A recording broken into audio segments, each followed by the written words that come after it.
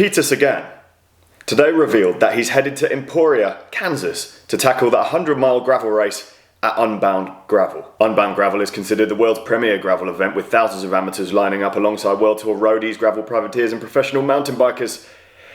And me. I've just found out that I'm riding this as well. And well, my training has been riding my bike to work and back. And to be honest, riding it there is like freewheeling the whole way, so my training has basically just been riding back from work. I might be in trouble, you know.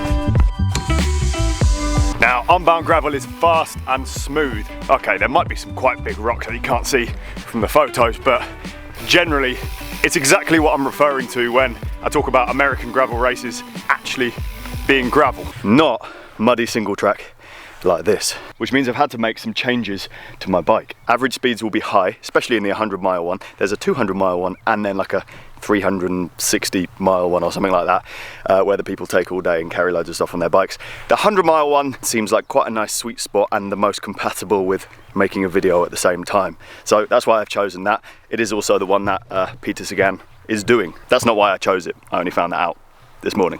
So it's going to be hotly contested, let's just say that. A lot of people are going to be doing it. I don't know how I'm going to tackle it yet, but definitely in terms of bike choice, there were some well, some big changes that I had to make, because this is set up for England and the race is very far from English conditions. So this is my gravel bike, the Addict Gravel Tuned. I've covered this in videos previously. I'll drop the one where I do a full bike check on it down below. First notable change, I've added a little mini pump to the frame. So this is a Lezyne Pocket Drive, which is a variation of the one that I always use on my bikes. I think I use a slightly smaller one.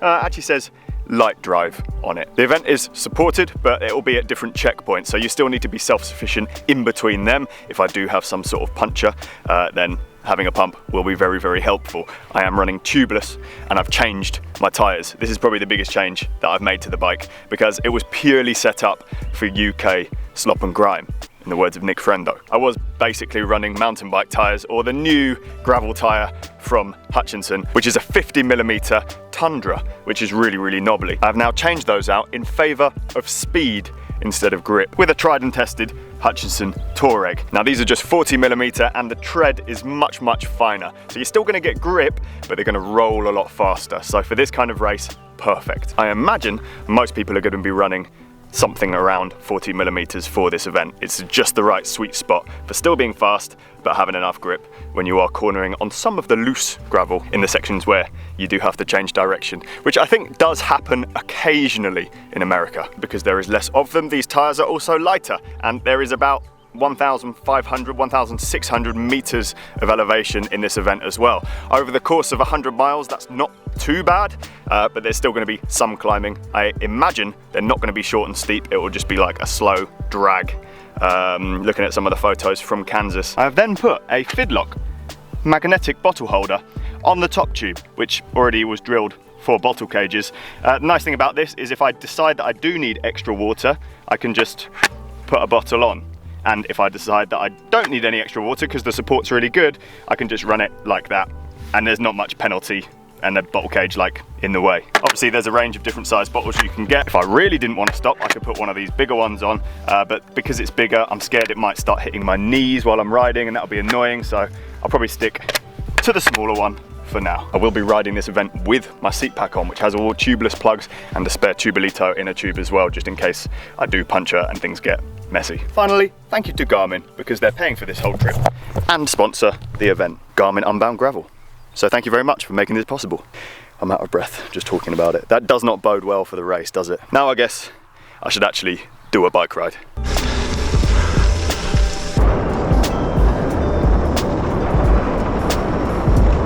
Because I haven't had that much time to ride recently, I thought going for a run would be a good idea yesterday. It was a bad idea. Whatever help that might have done to my fitness has just made me very sore. I'm just on my way to meet Ben. A leg loosener. This is what this is. Open up the lungs and then and then recover over the course of the 2 days that it takes to get there. I'm not late. Am I late? No. I'm racing against Peter Sagan. When? The weekend. You're not. Yeah. You're not riding that fast today. We'll do some training today. No, you ready?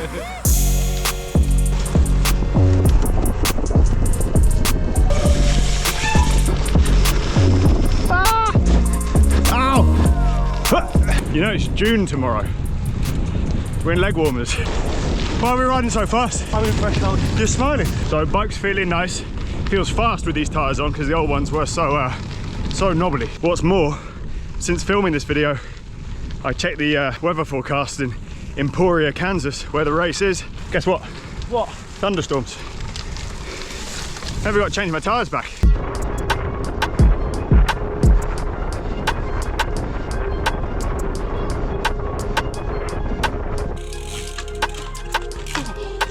So mission accomplished, legs are working, bike is working. It's always worth checking, especially when you do a new tubeless setup. Riding the wheels, make sure all the sealant light gets into the right places and is ready to seal the holes, or potential holes. I hope I haven't cursed myself. All feels fine. It's funny, I have no toe overlap with these tyres, which I kind of got used to with the other ones because they're so big. Now my lovely bike that I worked on all morning is covered in.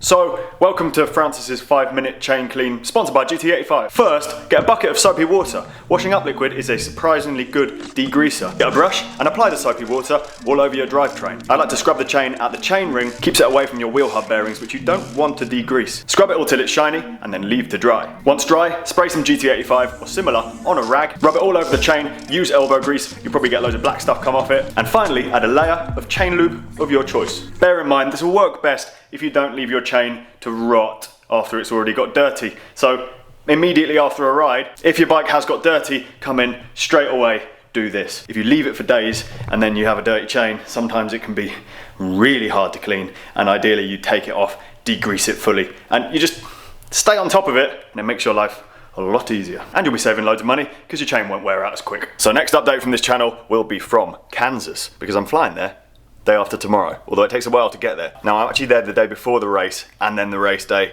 and then the day after, I think. So if there is any particular riders and people that you want me to catch up with on video, please put them in the comment section down below. And finally, wish Daisy a happy birthday. It's her birthday now, so we are going out to enjoy it. And also for June, plug, I'm riding a Race to Nowhere, which Francis did last year, and it's to raise money for the new normal, which is Ben's charity. So if you want to donate, there's a link in my Instagram bio. I've got to ride as much as I can in June, considering I've only ridden 400 kilometers this year. It's going to be very hard.